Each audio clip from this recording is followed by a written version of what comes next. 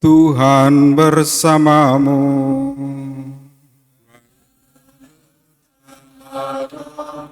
Inilah Injil suci menurut Matius.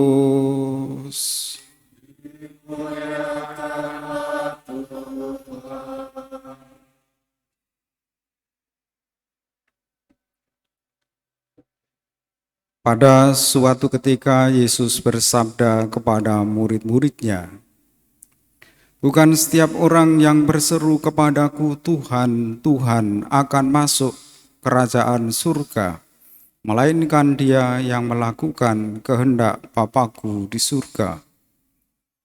Semua orang yang mendengar perkataanku dan melakukannya, ia sama dengan orang bijaksana yang membangun rumahnya di atas batu. Kemudian turunlah hujan dan datanglah banjir, lalu angin melanda rumah itu.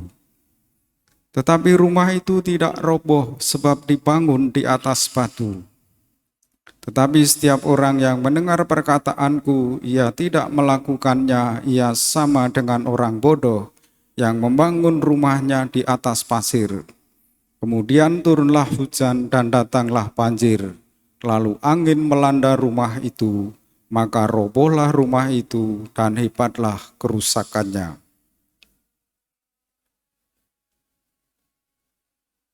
Demikianlah sabda Tuhan.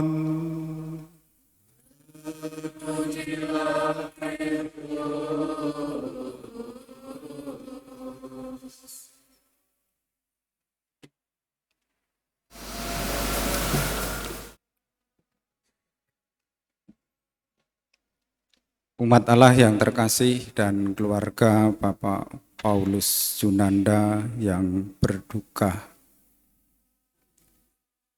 Saya sedang merenung-renungkan betapa jahat atau baiknya pikiran manusia. Pikiran manusia juga kata-kata manusia itu mempengaruhi kesehatan atau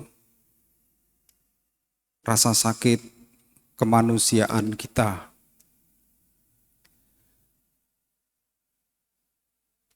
Apa yang kita pikirkan, apa yang kita ucapkan, lalu apa yang kita kerjakan, apa yang kita miliki hari ini, sesungguhnya hasil dari pikiran kita, dari kata-kata kita, dan apa yang kita buat.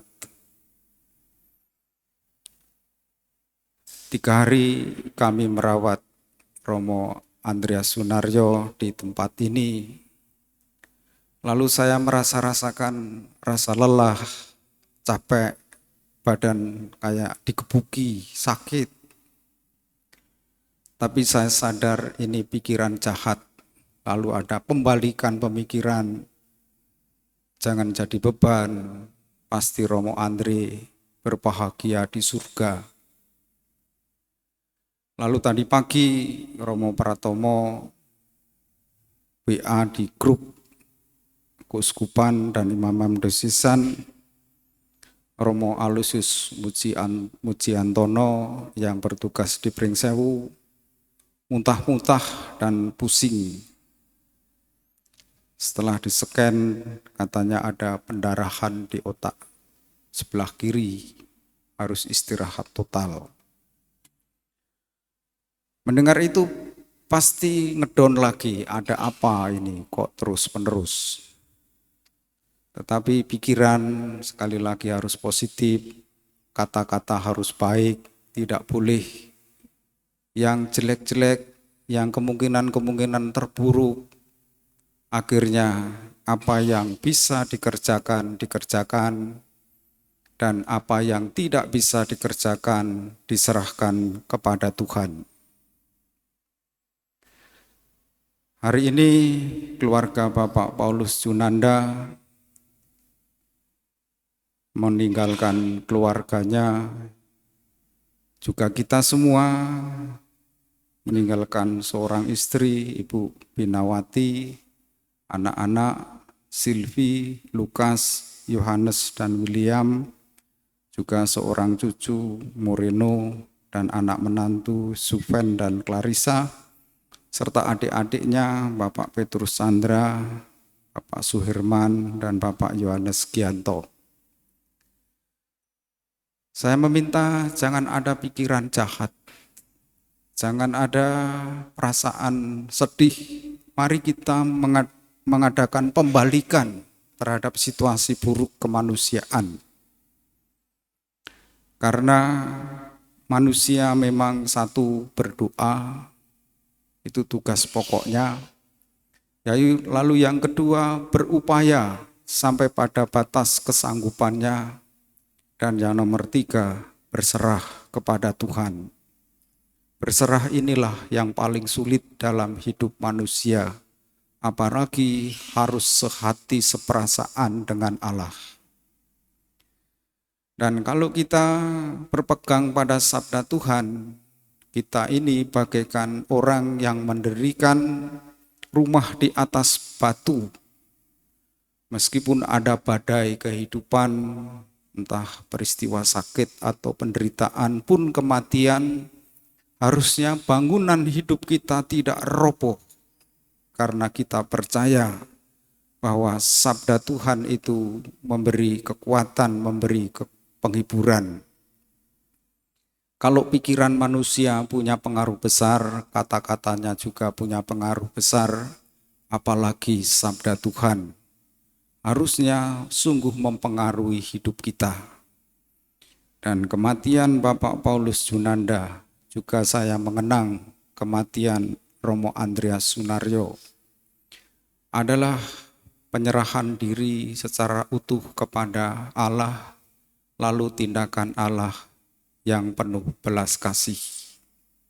Sebagai orang beriman, kita percaya hidup atau mati kita milik Tuhan. Dan saudara-saudara kita yang sudah dipanggil Tuhan, sungguh orang-orang yang sudah menyerahkan dirinya secara utuh, secara paripurna di hadapan Tuhan.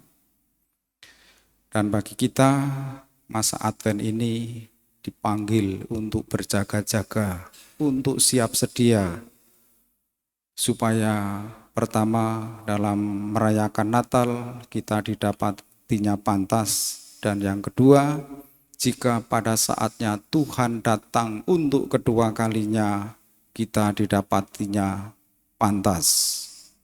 Dan bagi kita yang masih hidup di dunia ini, sebenarnya peristiwa kematian itu tidak mudah. Yang pertama, kalau secara wajar harus melalui umur yang tua dulu, harus mengalami lanjut usia. Lalu itu pun tidak cukup, harus mengalami sakit. Dan sakit itu biasanya juga bagian dari hidup manusia. Kita hanya bisa berupaya untuk selanjutnya kita menyerahkan kepada kebijaksanaan Tuhan. Maka kita menyerahkan kebijaksanaan Tuhan untuk Bapak Paulus Junanda, juga untuk Romo Andreas Sunario yang sudah dipanggil Tuhan. Sebagai orang Katolik, mendoakan orang hidup dan yang mati adalah sebuah keutamaan. Dan jiwa-jiwa orang beriman berada dalam ketentraman Tuhan karena iman kita, karena doa-doa kita. Mari kita lanjutkan dengan persiapan persembahan.